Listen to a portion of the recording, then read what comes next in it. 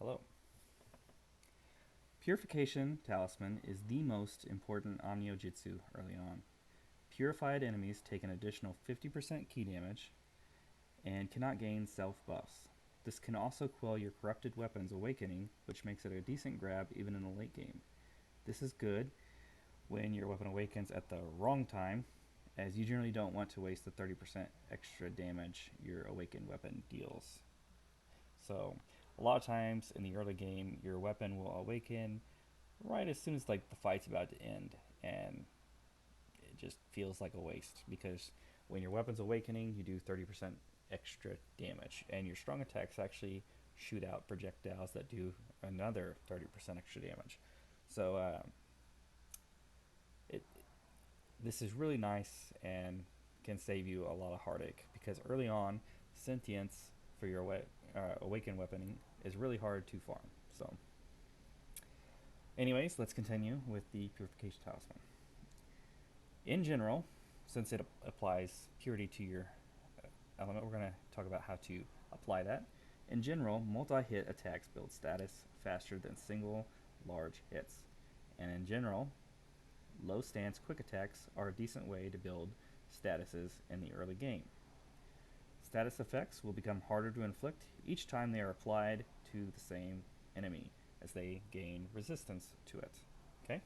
Pretty easy to understand. Also, a thing I didn't mention is that purity removes corruption and corruption removes purity on a target. So you cannot have both effects active at the same time. Alrighty, here we go. Familiar talismans. So familiar talismans can apply the purity uh, status on your weapons and give you imbue purity. When you attack enemies, they will gain the purified element. So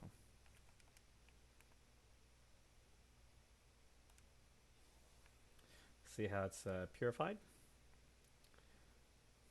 And now my corruption weapon has a has awakened. It also has a secondary function. By using a purity talisman, you can undo the corruption. This is useful for when you finish a mission or pray to shrine. You lose all of your corruption if your weapon is awakened. And now for the elemental talismans: fire, water, and lightning. I took off some gear so it doesn't affect our tests here. I am going to be using a spear with imbue lightning on it, and I'm going to test the damage of that versus one that has a talisman active. So, uh, your light attacks and your strong attacks are going to deal different numbers. So that gives me a 19 damage of lightning, and this gives me a 44 damage of lightning. First was a quick attack, second was a strong. Now let's go ahead and imbue.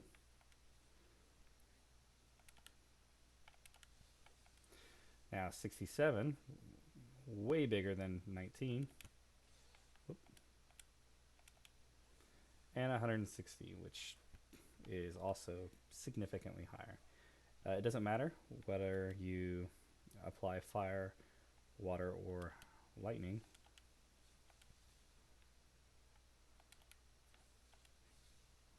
It will do the same damage unless you have particular like extra fire damage or extra water damage or extra lightning damage. Then it will adjust.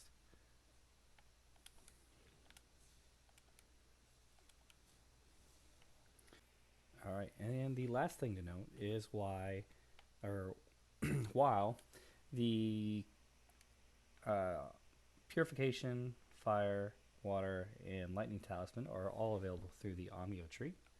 You can actually find the fire, lightning, and water talisman spread across treasure chests or Amrita loot bodies or dropped by certain enemies in the open world, whereas the purification talismans is a lucky drop on the Kadama Bazaar